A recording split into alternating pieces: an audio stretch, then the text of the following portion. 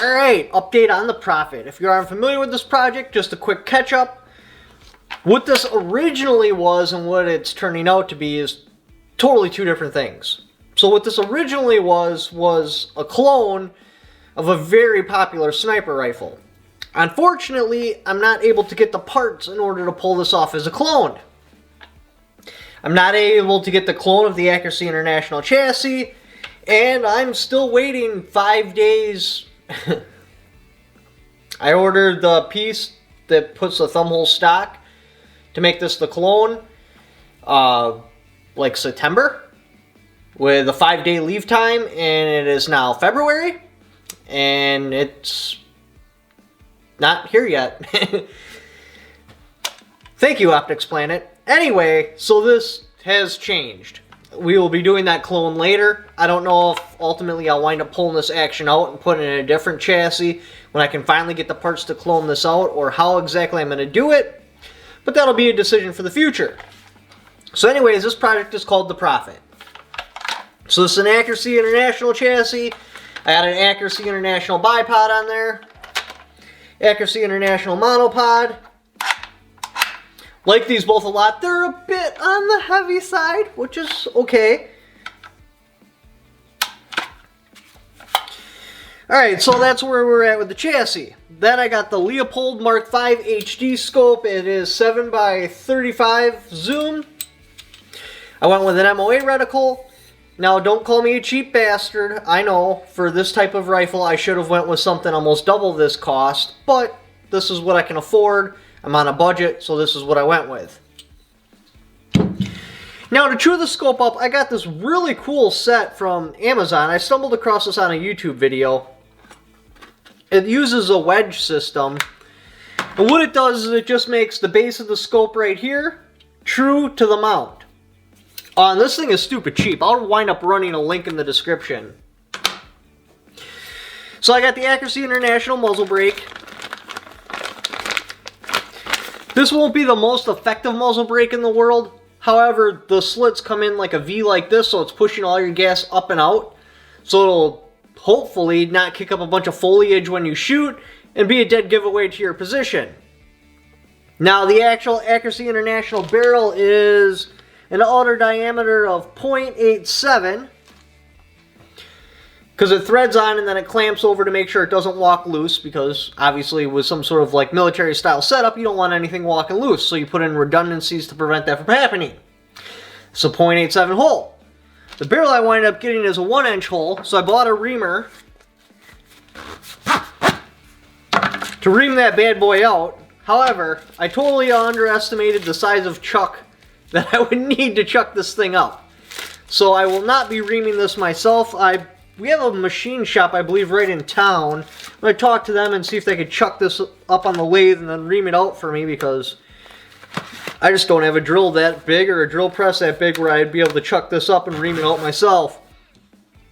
Plus, you got to start the hole with a 1-inch bit, because that's got more of a taper, so you get it started, then you go through with the reamer. So that's still got to be done. I went with the Timmy trigger. I don't know, I just like the color blue, even though you're never going to see this because it'll be inside the chassis. I don't care, I went with the color blue. This is a 2-stage.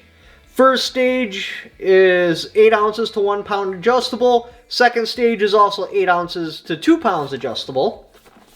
Pretty nice. Just playing with the trigger, it does feel really good. Now, originally this was supposed to be in 300 Win Mag because of the whole sniper rifle idea. I wanted to pick a very common cartridge, but I still wanted a cartridge that was capable. So I'm like, well, hey, I'll run 300 Win Mag, because at least here in Wisconsin, it's literally everywhere. Even in the middle of this ammo shortage, I could walk into just about any store and grab a box of 300 Win Mag.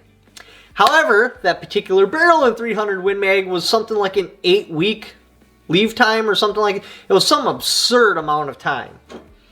So I winded up going with PRC because it had a much shorter leave time. It was actually supposed to ship out Monday, but the barrel's ready, but I'm still waiting for the receiver to be mated to the barrel and then the whole thing shipped out. However, they're still waiting. They don't have the receiver yet. They should have it soon. One thing I did discover though, Accuracy International magazines, they're supposed to be This one actually says 300 Win Mag on it, and it's supposed to also work for 300 PRC. As you can see, it does not. And this is just factory purchased 300 PRC, 225 grain ELD match Hornady. This right here. And it is too long. However, that's okay. We're going to work around this. It's okay for two reasons. Number one, I got reloading dies coming, so I'm just going to run that bullet down a little bit shorter. Yeah, because I definitely have room because I can hear the powder slopping around. So I can run the bullet down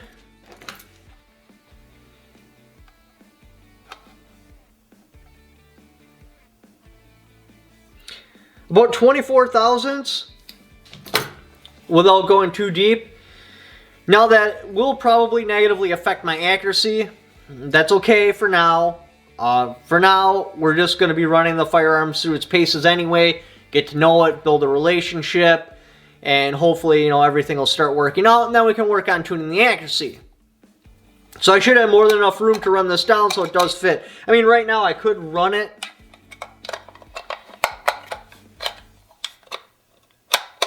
maybe with 3 rounds, 1 in the chamber. That would probably run into reliability issues. So 1 in the chamber, 1 in the magazine. So I could do it like that. However, I'm not going to. I'm just going to take these. I'm going to bring the bullet down a little bit more. Now you're probably like, well, hey, that's only 225 grain. 300 PRC lives in the 250 grain world. How in the hell are you going to fit a 250 in there? Well, actually, I'm limited to about 130, 135 because I have a 1.9 twist barrel. So I got a box of 250 bullets coming. I'm going to line it up, make sure it's going to work. If they don't work, I'll just single feed the whole 250s. Then I'll go back to 225s. But I should be able to run that projectile down far enough to where I can put it in the magazine. Again, like if I can't, I'll just hand feed the 100 rounds of 250s. And then eventually I'll just go back down to 225 so it can be magazine fed. I did get a second magazine, so I do have 2. I don't know why, it didn't feel right having at least 2 magazines. Yeah, I know it's a bolt gun, and for this particular setup, ideally I'll be shooting once, very most, or sometimes maybe 2 times, and absolutely no more than 3 times, so having a capability of carrying more than 5 rounds kind of... I wanted 2 magazines, okay? So just leave me alone. Alright, so what does my gun weigh so far? It weighs 10.7 pounds. Now the action is supposed to weigh 4.7 something or something like that. I'll roll in the weight right there. Which I am hitting my 15-pound goal. Boom. That's nice. The biggest problem I'm having right now, obviously, having to be patient to wait for parts. But the second one, so I got casings, I got projectiles, I got primers. What I cannot get is powder. I need one of these powders right here. Like, if you got an extra pound or maybe 2 sitting in your closet, you need to get a hold of me, okay?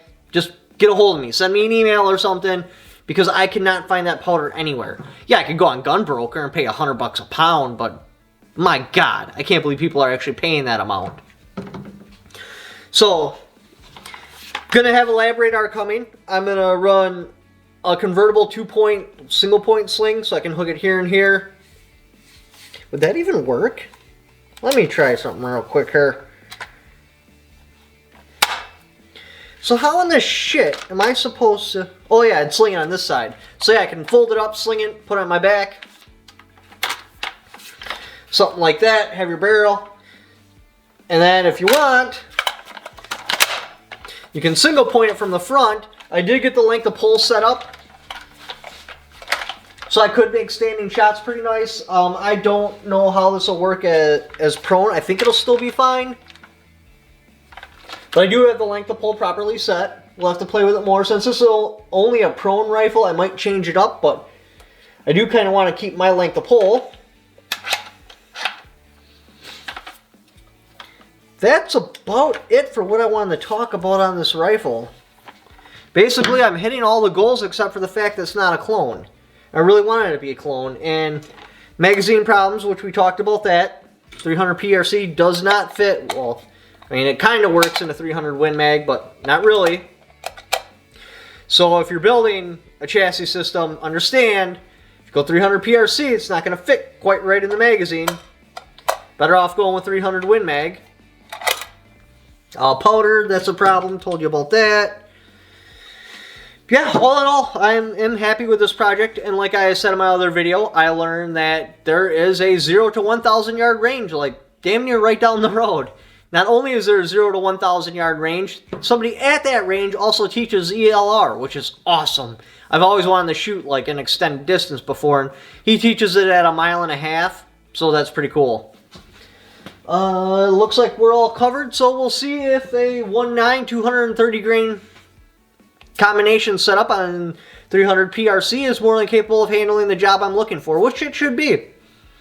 We should be okay there. If you'd like to help support the channel, got my Patreon right there. I also have affiliate links in the description down below for like the scope leveler, scope, anything else I can find. Thank you for watching. Don't forget to subscribe. And right there is my very first mistake. It's not the action I wanted, but it's the action I can get. Oh, that's real good. My house had got broken into. It's not the action I wanted, but it's the action I can get. What a guy.